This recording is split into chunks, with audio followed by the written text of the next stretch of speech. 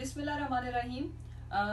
आज मैं मीडिया के आगे और अवाम के आगे कुछ हकायक सामने उनके रखूंगी कि ये जो अयाज सादिक वाली स्टोरी है कि अयाज सादिक को का इंतखाब क्यों किया गया, नेशनल असम्बली के फ्लोर को क्यों इस स्टेटमेंट के लिए उसका इंतखाब किया गया कि पाकिस्तान की फतह जो थी उसको शिकस्त करके पेश किया जाए।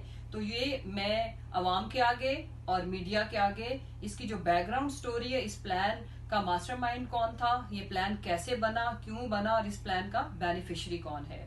तो सबसे पहले मैं ये बताऊं कि आजकल भारत की जो रियासत है बिहार, वहां पे इलेक्शन हो रहे हैं और वहां पे मोदी को वाजे शिकस्त का सामना है।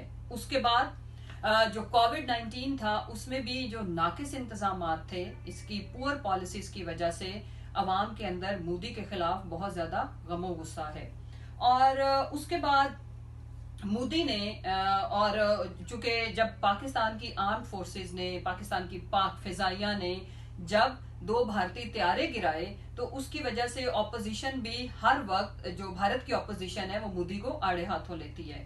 तो इस सारी सिचुएशन में मोदी का चूंकि अवाम के अंदर मोरल काफी डाउन जा रहा था, उसका ग्राफ काफी नीचे जा रहा था, तो मोदी ने अपने दरीना दोस्त जिंदाल से इस मामले में हेल्प मांगी कि कुछ ऐसा करो कि मेरा अवाम के अंदर दोबारा से मोरल भी बुलंद हो और मेरी ये जो सारी नाकामियां हैं ये कामयाबियों की शक्ल में इस तरह का कोई नैरेटिव, इस तरह का कोई एजेंडा प्लान करो।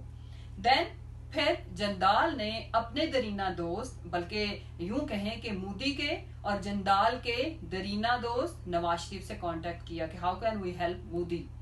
देन नवाज शरीफ ने मरियम को फोन किया, मरियम से मशवरा किया और काफी सारे इन्होंने, जंदाल, नवाज एंड मरियम ने मंसूबे बनाए, लेकिन उनमें कोई जान नहीं थी, उनमें इनकी एग्जीक्यूशन कैसे होगी इनको समझ नहीं आ रही थी।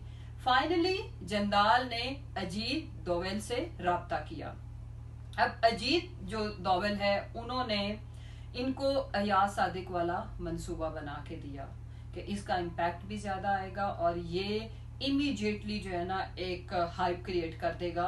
तो ये सबसे बेस्ट प्लान फिर इनका साबित हुआ, जिसपे नवाज एंड मरियम एग्री किए और उसमें मरियम ने ये डिसाइड किया कि अयाज सादिक को ही, क्योंकि मुख्तलिफ नाम इन्होंने पहले शॉर्टलिस्ट किए, फिर अयाज सादिक का कुर्रा इस गद्दारी के लिए इसलिए निकला कि अयाज सादिक पहले स्पीकर रह चुके हुए हैं और मरियम का ये कहना था कि इनको चूंकि इंटरनेशनल कम्युनिटी भी जानती है और एक एक्स स्पीकर की जो फ्लोर के ऊपर जो स्टेटमेंट होगी उसको बहुत ज्यादा सीरियस लिया जाएगा।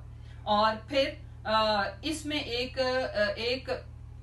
इसको चूज करने के पीछे एक इनकी स्ट्रेटजी ये भी थी, that was part of plan, कि अगर कोई इनको थ्रेट करता है या इनके खिलाफ कोई कार्रवाई करता है तो चूंकि स्पीकर के पास बहुत सारे अहम कौमी राज हैं तो फिर उनको फाश करने की धमकी देके इनको बचाया जा सकता है। इसलिए अयाज सादिक को इस पे कन्विंस तो नहीं, ही वाज एग्रीड और उनको चूज किया गया। अयाज सादिक के चूज करने की वजह भी मैंने आपको बता दी। अब आगे चलते हैं। जब ये सब होता है तो उसके बाद जो रिजल्ट्स आए, जो पैनिक क्रिएट हुआ, वो आप सब लोगों के सामने है। सो इम्पोर्टेंट चीज ये है कि ये गद्दार, ये इस मुल्क के अजली दुश्मन और इन्होंने इस मुल्क के बदतरीन दुश्मन खुद को न सिर्फ साबित किया है, इस मुल्क की 22 करोड़ आवाम को मायूस किया, हमारी फतह को शिकस्त में बदलने की नाकाम कोशिश की। इन्होंने अपने अवाम का मोरल डाउन करके मोदी के को सपोर्ट करने के लिए इस घटिया और घिनौनी किस्म की साजिश को प्लान किया। इसके बदले में नवाज शरीफ को क्या मिलेगा?